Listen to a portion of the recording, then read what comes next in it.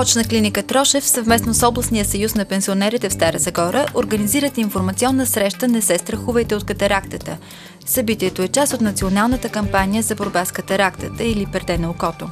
Информационната среща ще се проведе на 14 октомври, вторник, от 11 часа в зала 2 на хотел Верея. Поканени са всички жители на Стара Загора, които се вълнуват от заболяването, симптомите и лечението. Катарактата е причина номер 1 за слепотата сред възрастните. Тя се развива при хората над 50 години. Естествената леща на окото също старее и потъмнява, а зрението се влошава. Откритата на време катаракта е лечима с операция за по-малко от половин час. На мястото на естествената леща се поставя изкуствена и пациентът може да вижда дори по-добре, отколкото на младини. Очна клиника Трошев е подготвила и специална изненада за участниците в кампанията. Един от тях ще има възможност да получи безплатен вътреочен имплант, финансиран от клиниката. Поводът е 5-годишнината на Очна клиника Трошев, която се чества с редица събития в града.